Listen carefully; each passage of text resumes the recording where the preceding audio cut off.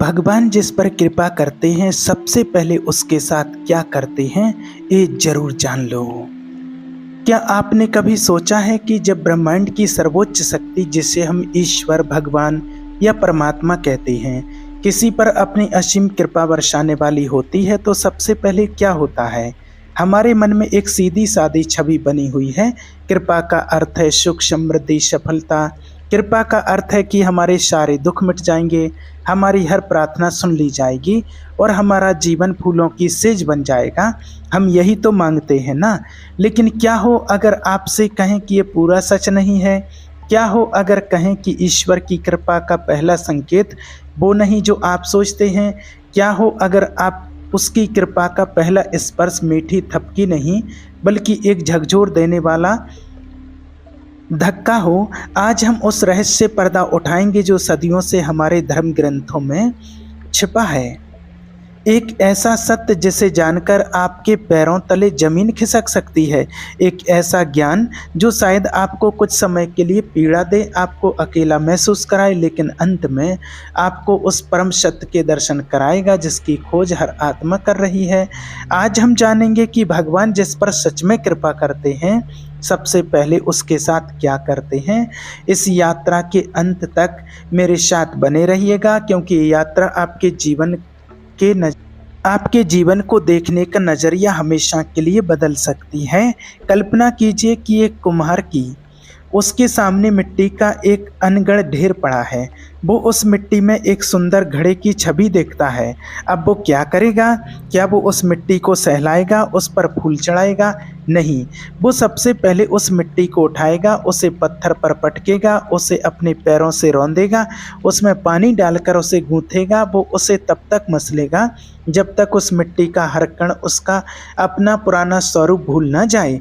मिट्टी के लिए ये प्रक्रिया कितनी पीड़ादायक होगी। उसे लगेगा कि उसका अस्तित्व मिटाया जा रहा है। उसे लगेगा कि यह कोई कृपा नहीं बल्कि एक क्रूर अत्याचार है। और फिर जब मिट्टी पूरी तरह से तैयार हो जाती है तब कुम्हार उसे अपनी घूमती हुई चाक पर रखता है, उसे एक आकार देना शुरू करता है, उसे बाहर से थपथपाता है और अंदर से सहारा देता है और वो अंत में उसे वो आग की धधकती हुई भट्टी में डाल देता है। सोचिए उस मिट्टी पर क्या गुजर रही होगी। पहले रौंदा गया, फिर मसला गया और अब आग में तपाया जा रहा है। उसे तो यही लगेगा कि उसका अंत निश्चित है, लेकिन क्या ये अंत है? नहीं, ये एक रूपांतरण है।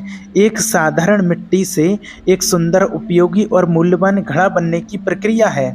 आग में तपकर ही वो घड़ा मजबूत बनता है, अमर हो जाता है। ठीक यही प्रक्रिया परमात्मा उनके साथ अपनाते हैं जिन्हें वो अपनी सबसे करीब लाना चाहते हैं, जिन पर वो अपनी परम कृपा बरसाना चाहते हैं।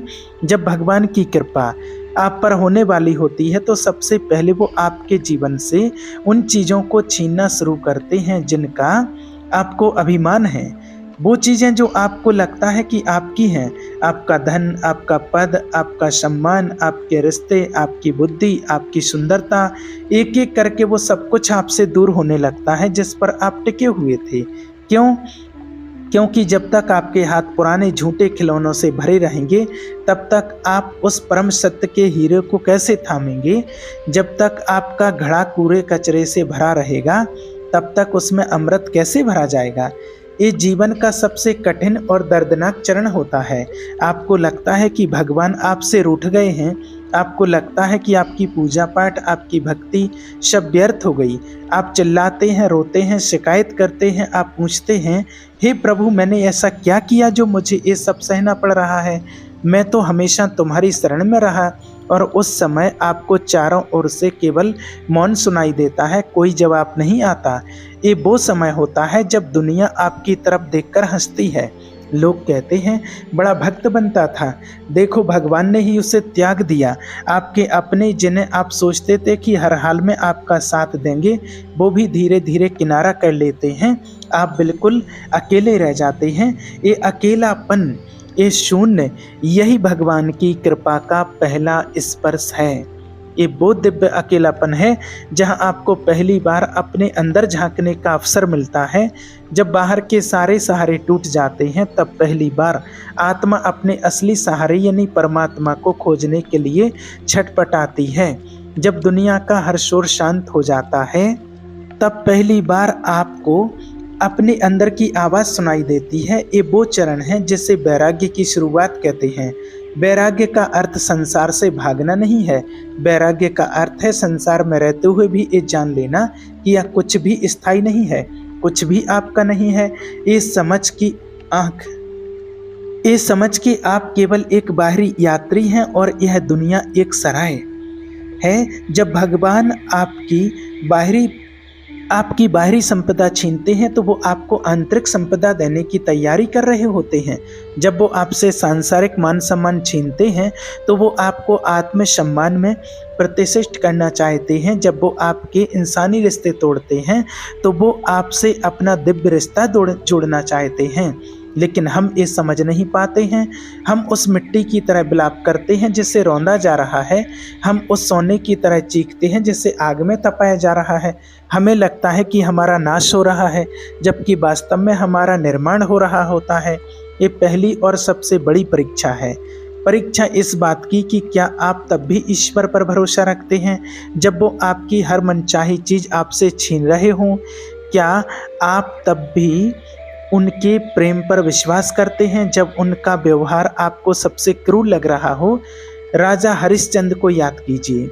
सत्य के मार्ग पर चलने वाले दानवीर राजा, जब विधाता ने उनकी परीक्षा लेनी चाहिए तो क्या किया? उनका राजपाट छीन लिया, परिवार बिछड़ गया, पत्नी को बेचना पड़ा, पुत्र की मृत्यु हो गई और स्वयं उन्हें एक चांडाल के यहाँ शमशान में काम करना पड़ा। सोचिए उस व्यक्ति के मन की स्थिति। कहाँ चक्रवर्ती सम्राट और कहाँ शमशान का सेवक। उन्हें एक पल के लिए भी लगा होगा कि ईश्वर है भी या नहीं। उनकी सारी भक्ति, सारा सत्य, सारा धर्म कहाँ गया? लेकिन वो टिके रहे। उन्होंने अपना सत्य नहीं छोड़ा, अपना धर्म नहीं छोड़ा और जब वो हर परीक्षा में खरे उतरे तब ईश्वर ने उन्हें वो लौटाया जो उन्होंने खोया था और साथ में वो अमर कीर्ति भी दी जो आज तक गाई जाती है। एक कहानी हमें क्या सिखाती है? यही कि कृपा का मार्ग फूलों से नहीं कांटों से होकर गुजरता है। कृपा का अर्थ परिस्थितियों का आपके अनुकूल हो जाना नहीं है। कृपा का अर्थ है कि आप हर परिस्थिति में स्थिर और शांत रहना सीख जाएं। जब आपका सब कुछ छिन जाता है, जब आप पूरी तरह से टूट जाते हैं, तब आपके अंदर से एक चीज का जन्म होता है, अहंकार यानी अहंकार का नाश। अहंकार यानी मैंने ये किया, मेरा ये है, मुझे ये चाहिए। यही अहंकार वो दीवार है जो आत्मा और परमात्मा के बीच खड़ी है। जब तक ये मैं जिंदा है तब तक वो प्रकट नहीं हो सकता। ईश्वर जब कृपा करते हैं तो सबसे पहले इसी मैं पर प्रहार करते हैं। वो आपको ऐसी परिस्थितियों में डालते हैं जहां आपका मैं चूर चूर हो जाता है। जब आपकी बुद्धि काम करना बंद कर देती है, जब आपकी ताकत जवाब दे जाती है, जब आपकी योजनाएं धरी की धरी रह जाती हैं, तब आपको पहली बार ये एहसास होता है कि मैं कुछ नहीं हूँ, करने वाला कोई और है। ये एहसास होना कि मैं करता नहीं हूँ, यही तो भक्ति की पराकाष्ठा है, यही तो समर्पण है। और जब ये समर्पण घटित होता है, जब आप पूरी तरह से हाथ खड़े कर देते हैं और कहते हैं, हे प्रभु, अब मैं कुछ नहीं जानता, मेरा कुछ नहीं है, मैं भी आपका हूँ और मेरा सब कुछ भी आपका है। अब आप भी ही संभालो, जैसे रखोगे वैसे रहूँगा। बस उसी क्षण, उसी पल चमत्कार होता है। उसी क्षण वो मौन जो आपको खाए जा रहा था वो आपसे बात करना शुरू कर देता है। वो अकेलापन जो आपको डरा रहा था वो उस परम सत्ता की उपस्थिति से भर जाता है। वो दुख जो आपको तोड़ रहा था वो आनंद में बदलना शुरू हो जाता है। ये वो बिंदु है जहाँ कुम्हार रौंदना और मसलना बंद कर देता है। अब वो उस तैयार मिट्टी को अपनी चाक पर रखता है। अब निर्माण का असली काम शुरू होता है। भगवान अब आपके जीवन को अपने हाथों से एक नया आकार देना शुरू करते हैं। लेकिन यहाँ भी एक रहस्य है, वो आपको वो आकार नहीं देंगे जो आपने मांगा था। वो आपको वो आकार देंगे जो आपके लिए सर्वोत्तम है, जो आपकी आत्मा के विकास के लिए आवश्यक है। हो सकता है आपने एक आलीशान महल मांगा हो और वो आपको एक शांत कुटिया दें। क्यों? क्योंकि वो जानते हैं कि महल में आपका अहंकार फिर से जाग जाएगा, लेकिन कुटिया में आप सदा उनसे जुड़े रहेंगे। हो सकता है आपने दुनिया पर राज्य करने की शक्ति मांगी हो और वो आपको लोगों के दिलों में प्रेम जगाने की क्षमता दें। क्यों? क्योंकि वो जानते हैं कि दुनिया का राज तो अस्थायी है, पर दिलों पर प्रेम का राज अमर है। ये वो चरण है जब आपकी प्रार्थनाएं बदल जाती हैं। अब आप उनसे कुछ मांगते नहीं हैं, अब आप बस उन्हें धन्यवाद देते हैं, हर उस चीज़ के लिए जो उन्होंने दी और हर उस चीज़ के लिए भी जो उन्होंने छीन ली। क्योंकि अब आप समझ जाते हैं कि उनका छीनना भी उनके देने का ही एक हिस्सा था, उनका प्रहार भी उनके प्रेम का ही एक रूप था। इस अवस्था में पहुंचकर भक्त को एक दिव्य दृष्टि प्राप्त होती है। उसे हर घटना के पीछे, हर व्यक्ति के पीछे उसी की लीला दिखाई देने लगती है। उसे समझ आ जाता है कि जो हो रहा है अच्छा हो रहा है, जो हुआ अच्छा हुआ और जो होगा वो भी अच्छा ही होगा। उसे अपने शत्रु में भी ईश्वर का एक रूप दिखाई देता है जो उसे कुछ सिखाने आया है। उसे अपनी विफलता में ही ईश्वर की कृपा दिखाई देती है जो उसे सही मार्ग पर ले आने के लिए घटित हुई। ये समत्व की अवस्था है जिसका वर्णन श्रीमद् भगवद गीता में किया गया है। सुख दुख, मान अपमान, लाभ हानि, सब में समान भाव रखना। लेकिन इस अवस्था तक पहुंचने का मार्ग हमारी पहली पीड़ा से होकर ही गुजरता है। उस पीड़ा से जब आपका सब कुछ बिखर रहा होता है, तो अगली बार जब आपके जीवन में कोई बड़ी कठिनाई आए, जब लगे कि सब कुछ खत्म हो रहा है, जब लगे कि भगवान आपकी सुन ही नहीं रहे, तो एक पल के लिए रुकिएगा। घबराने या शिकायत करने की बजाय एक पल के लिए ये विचार अपने मन में लाइएगा, कहीं ये मेरे जीवन का अंत नहीं बल्कि एक नए अध्याय की शुरुआत तो नहीं, कहीं ये दुर्भाग्य नहीं बल्कि सौभाग्य का वैकल्पिक रूप तो नहीं, कहीं ये भगवान की नाराजगी नहीं बल्कि उनकी कृपा का पहला कठोर स्पर्श तो नहीं। जरा सोचिए, भगवान को क्या ज़रूरत है आपको दुख देने की? वो तो आनंद के सागर हैं। वो आपको पीड़ा क्यों देंगे? वो आपको पीड़ा नहीं देते, वो आपकी पीड़ा को हरते हैं। और कभी कभी शरीर में गहरे धंसे कांटे को निकालने के लिए एक और कांटा चुभोना पड़ता है। ये दूसरा कांटा चुभता तो है पर पहले वाले स्थायी दर्द से मुक्ति भी दिलाता है। हमारे कर्म, हमारे संस्कार, हमारी वासनाएं, ये सब वो गहरे धंसे कांटे हैं जो हमें जन्म जन्मांतर से पीड़ा दे रहे हैं। ईश्वर जब कृपा करते हैं तो इन्हीं कांटों को निकालने की प्रक्रिया शुरू करते हैं, और ये प्रक्रिया थोड़ी दर्दनाक तो होती ही है। वो आपका हाथ पकड़कर आपको उस आग के पास ले जाते हैं जिससे आप हमेशा डरते थे। आग यानी सत्य की आग, ज्ञान की आग। वो आपको उस आग में धकेलते नहीं, बस उसके करीब इतना ले जाते हैं कि आपकी सारी अशुद्धियाँ, आपके सारे भ्रम जलकर राख हो जाएं। जब सोना आग में तपता है तो मैल जल जाता है और कुंबन निखर आता है। ईश्वर की कृपा की प्रक्रिया भी यही है। वो आपके अंदर के मैल यानी काम, क्रोध, लोभ, मोह, अहंकार को जलाते हैं ताकि आपके अंदर छिपी हुई शुद्ध आत्मा जो सोने की तरह मूल्यवान है वो प्रकट हो सके। तो सवाल ये नहीं है कि भगवान हमें दुख क्यों देते हैं, सही सवाल ये है कि क्या हम उस दुख में छिपे हुए उनके उद्देश्य को, उनके प्रेम को देख पाते हैं या नहीं। क्या हम उस कुम्हार के रौंदने में उसके बनाने की कला को पहचान पाते हैं या नहीं। जब जीवन में सब कुछ अच्छा चल रहा हो तब तो हर कोई ईश्वर को धन्यवाद दे सकता है, तब तो हर कोई कह सकता है कि मैं भक्त हूँ। असली भक्ति तो तब प्रकट होती है जब नाव तूफान में फंसी हो, जब चारों ओर अंधेरा हो और तब भी आपके दिल से ये आवाज़ निकले, हे प्रभु मुझे आप पर पूरा भरोसा है, तुम जो भी करोगे मेरे भले के लिए ही करोगे। ये भरोसा ही वो धागा है जो आपको उस कठिन समय में टूटने नहीं देता। ये भरोसा ही वो नाव है जो आपको भवसागर से पार ले जाती है। और जब आप इस परीक्षा से गुजर जाते हैं, जब आप हर परिस्थिति में उन्हें धन्यवाद देना सीख जाते हैं, तब कृपा का दूसरा और असली चरण शुरू होता है। तब वो आपको वो शांति देते हैं जिससे दुनिया की कोई दौलत खरीद नहीं सकती। तब वो आपको वो आनंद देते हैं जो किसी बाहरी वस्तु पर निर्भर नहीं होता। तब वो आपको वो प्रेम देते हैं जो कभी कम नहीं होता, जो कभी बदलता नहीं। आपको बाहर से देखने पर शायद लगे कि आपके जीवन में कुछ खास नहीं बदला है, आप शायद उसी घर में रह रहे हों, वही काम कर रहे हों, लेकिन आपके अंदर सब कुछ बदल चुका होता है। आपका दुनिया को देखने का नज़रिया बदल चुका होता, आपकी चेतना का स्तर बदल चुका होता है। अब आपको सुख पाने के लिए कहीं भागना नहीं पड़ता, आप जहाँ होते हैं वहीं सुख होता है। अब आपको शांति खोजने के लिए पहाड़ों पर नहीं जाना पड़ता, आप भीड़ में भी शांत रहते हैं।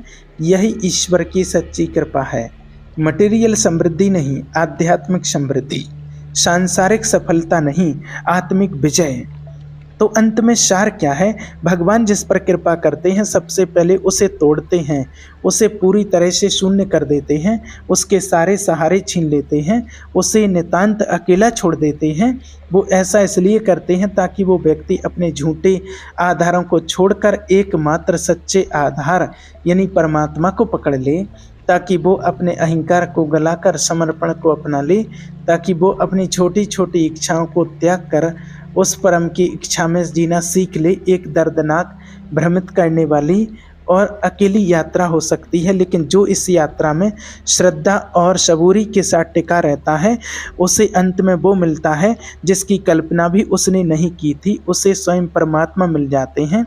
तो अपने जीवन के कठिन समय को एक श्राप की तरह मत देखिए, उसे एक अवसर की तरह देखिए, एक मौका ये जानने का कि आपका विश्वास कितना गहरा है, एक मौका अपने अंदर की शक्ति को पहचानने का, एक मौका उस परम सत्ता के और करीब आने का। याद रखिए, रात चाहे कितनी भी गहरी क्यों ना हो, सुबह जरूर होती है।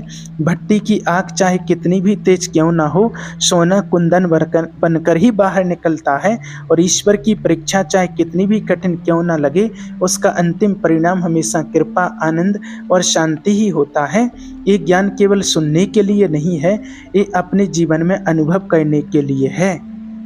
अपने आसपास देखिए, इतिहास को पढ़िए, संतों और भक्तों के जीवन को जानिए, आपको हर जगह यही सत्य दिखाई देगा कि जिसे भी ईश्वर ने चुना है उसे पहले अग्नि परीक्षा से गुजरना ही पड़ा है। आशा है कि इस यात्रा ने आपके मन में चल रहे कई सवालों को शांत किया होगा और आपको एक नई दृष्टि दी होगी। अगर इस वीडियो ने आपके दिल को छुआ हो तो इसे एक लाइक ज़रूर करें। आप सभी का धन्यवाद।